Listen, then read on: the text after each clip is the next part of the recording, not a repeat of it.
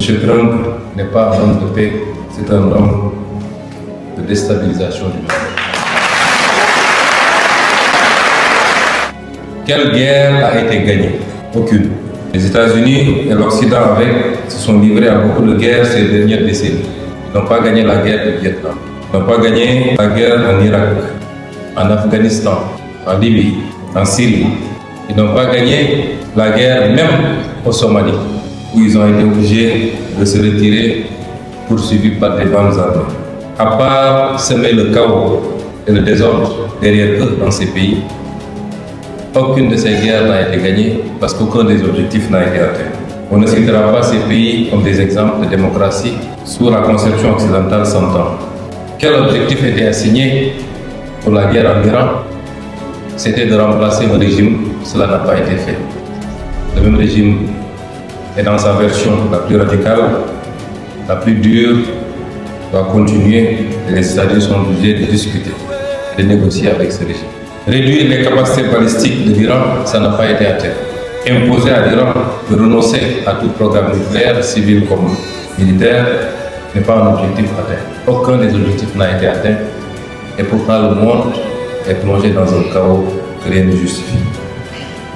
M. Trump n'est pas un homme de paix, c'est un homme de déstabilisation du monde.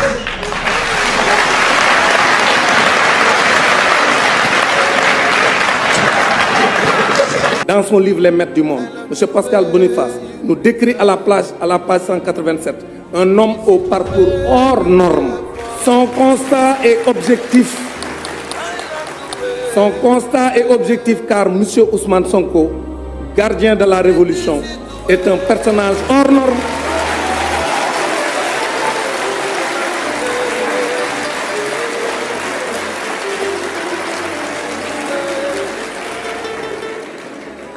Donc je disais, M. Ousmane Sonko, gardien de la révolution, est un personnage hors norme qui fait la fierté de toute l'Afrique. De perspectives qui sont entendues, non seulement en dehors des frontières du Sénégal, non seulement en Afrique, mais également dans d'autres pays. La génération Z, elle est transnationale. Le fait que le pouvoir ne passe plus uniquement... En fait, toutes les autorités, tous les gouvernements ont perdu le monopole sur l'information. Votre force, vous n'aviez pas les médias pour vous. Vous n'aviez pas les autorités gouvernementales pour vous. Vous aviez la mobilisation populaire par les réseaux sociaux.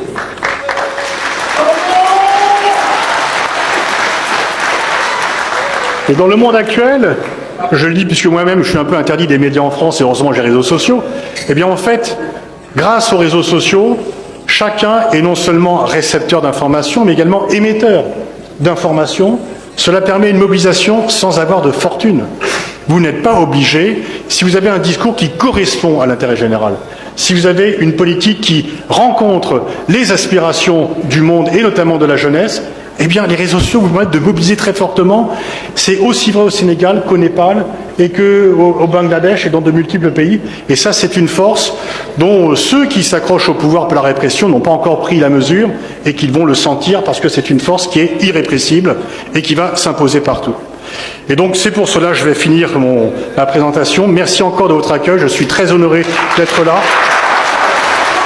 Je vous souhaite bonne continuation et merci Monsieur le Premier ministre pour l'exemple que vous donnez à la jeunesse, non seulement africaine mais dans le monde entier.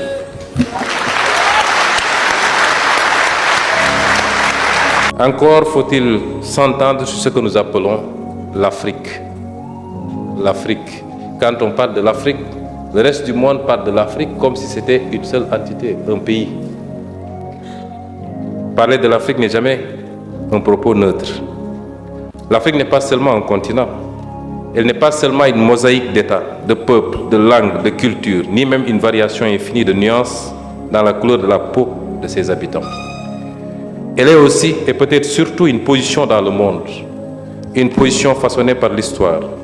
Ce qui unit l'Afrique n'est pas seulement une essence, c'est une trajectoire, une expérience partagée, faite de grandeur, de rupture et de dépossession. L'Égypte antique, la Nubie, l'empire du Monomotapa, ce ne sont pas des mythes, ce sont des réalités historiques, de puissance, de science et d'organisation. Nous, pensez à Kanka Moussa, l'empereur du Mali, dont la richesse et le rayonnement ont marqué le monde méditerranéen. Ou à Bakary II, ce souverain malien qui, bien avant les Européens, a traversé l'Atlantique. Mais notre patrimoine a ces grandes civilisations. Il inclut aussi nos langues, nos savoirs endogènes, nos arts et nos cultures vivantes. Être valorisés comme levier de souveraineté intellectuelle et économique. Ce rappel n'est pas un détour par le passé. Il permet de comprendre une rupture, car entre ces expériences de puissance et nos réalités contemporaines, un basculement historique s'est opéré. La traite transatlantique a arraché des millions d'hommes et de femmes au continent, désorganisé des sociétés entières et fragilisé des dynamiques économiques et politiques en construction. La colonisation ensuite seulement imposé une domination politique. Elle a restructuré les territoires, orienté les économies vers l'extérieur et inscrit durablement l'Afrique dans une position subordonnée dans le système mondial. C'est cette trajectoire, faite à la fois de puissance et de dépossession, qui éclaire notre situation actuelle. Les pays africains sont aujourd'hui indépendants. Ils ont leur drapeau, leur hymne, leur constitution. Ils siègent dans les organisations internationales. Ils signent des accords. Ils votent. Mais décident-ils toujours? Pas provocatrice, elle est nécessaire. Comme le rappelait Kwame Nkrumah, l'indépendance politique sans indépendance économique n'est qu'une illusion. Ce que nous avons conquis au XXe siècle, nous ne l'avons pas encore entièrement transformé au XXIe siècle. Mais de quoi parlons-nous précisément? La souveraineté. En ce qui nous concerne, nous ne défendons pas un particularisme étroit, mais une demande de réelle pluralisation de l'universel. Nous ne récusons pas l'universel, mais nous contestons sa captation par quelques puissances ou quelques centres moraux qui parlent comme si leur propre civilisation. Le monde a trop souvent confondu universel et occidental, normes communes et hiérarchies imposées.